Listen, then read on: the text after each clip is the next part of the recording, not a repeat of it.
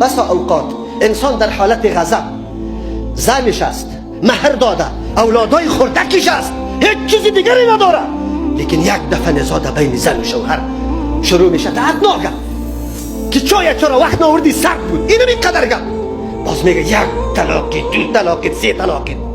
پس آن به هوش میاد، در ملاها مراجعه میکنه، در مسجدها و ماشاءالله فتواهای میده برش که دیگه ای آدم رای خود گم میکنه، فتوا برش میده که سه طلاق واقع شده و حلاله کن، و باز یک ابلیس صفتا برش میگه که حلاله به جز از من دیگه کسم نمیتونه.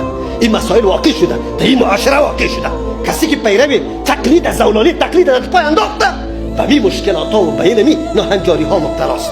باز بیچاره که ام ملایش و ام عامیش رجوع میکنه به کسی که پیروی کتاب الله و سنت رسول الله را میکنه، باز دور روان میکنه. برو مولای متوکل را پرسان کنه، مولای متوکل چی بکنه؟ این حدیث رسول الله را تو نمیدانی، این معزله و حالت تو نمیدانی، این فلسفه که در کتاب الله در تفسیر برای عدم وقوع طلاق ذکر شده که الله میگه طلاق مرتانی، پروردگار نمیخواه دو شخص با هم جدا شود، زن و شوهر که قانونی خانواده است، زن و شوهر که اولاد است، این با هم جدا بسازه. الله اکبر. دامنه طلاق و دور شدن زن و شوهر الله متعال یک میدان دور و درازه برش مقرر کرده. شریعت اسلامی تلاش کرده که زن و مرد با هم جدا نشود، زن و مرد با هم جدا نشود، مسیر بسیار دوراندام برش انداخته. زن یک کمی بدزبانی و بدروزگاری میکنه، نصیحت کو برش، نشد جای جدا کو، نشد یک کمی سیاست کوش بزن شه در نرم جاهایش، نشد نفر سوم پیدا کو که عاقل و خب رازداری تو و از او باشه، معزله را در بین بکشان، ملامت و سلامت معلوم شود. بعد از او اگر سریزم نشد، الله متعال تو را میگه که زن در حالت طهر و پاکی یک طلاق بده. یک وقتی که طهر تیر شد، مریضی را تیر کرد، طهر دوم آمد، باز دوم طلاق بده.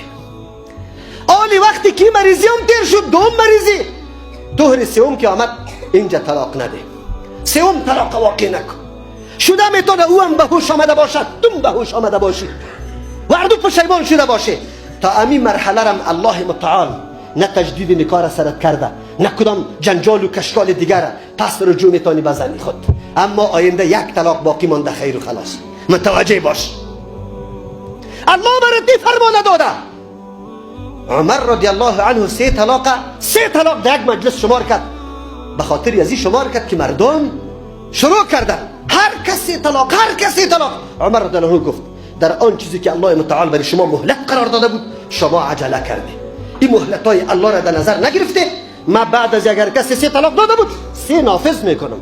این معنا نیست که سه طلاق واقع شد راستی زن سرت حرام شد، این معنا است که شما دیگه در احکام الله ریشخندی نکنید. الله براتون گفته یک طلاق بدید، تو سه طلاق بدید. علمای محققین الحمدلله میبینه شرایط فعلی را، جهل و نادانی مردم، زن و شوهر که سالا به ترجمه قرآن ننشسته، سالا از طلاقش خبر نداره. شما باور به الله متعال بکنید، امیال مردم پیدا میشه که صدها طلاق به زن خود داده، لیکن امیال زنش است، اولاد از پیش پیدا شده میره، احکام الله را نمیفهم.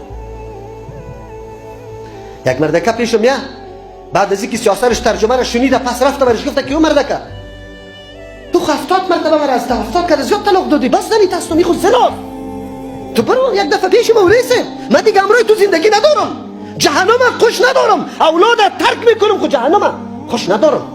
مردکه آمد برای من میگه که مولوی سه بی طلاق چی رقم است؟ من کمی تشریح دادم، گفت من خود زن خود زیاد طلاق داده. اون چقدر طلاق دادی؟ در کدام موارد؟ گفت اوقات مختلف، کمی قارم آمد طلاق داده. خب من گفتم مولوی هم زنی تست؟ گفت اولادایم پیدا شده. من گفتم برادرم حکم شریعت این نیست، گریان شروع کرد. اتور گریان میکرد. من گفتم برادر مسلمانم این احکام الله است، شاید تو بگویی که کی خبر داره، سرپوش خانه بند است، هیچ کس آگاه نداره. اگه 100 طلاق داده میگه 50 طلاق دادن، الله خبر داره.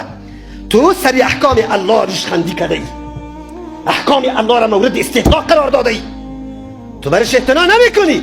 مسلمانی طلاق این نیست که الله اکبر در مسجد برم نماز بخونم. اسلام در هر گوشی زندگیت حاکمیت داره، باید برش تسلیم باشی. جنابای محترم حلاله را برش میکنه، نکاح صیغه و متعه شیعه را حرام میگه، زنا میگه. اما یک شوه و دو شوه نکاح حلال میگن. این کدام انصاف است؟ این کدام استدلال است؟ آیا اون نکاحی را که رسول الله لعنت سرش گفته محلل و محلل له ده، او نکاح هست؟ لیکن بازم الحمدلله که بیچاره ها پس به پیروان کتاب الله و سنت رسول الله رجوع میکنه، فتوا را از تو میگیره، فتوا را از تو میگیره. این فتوا را گرفته رویست.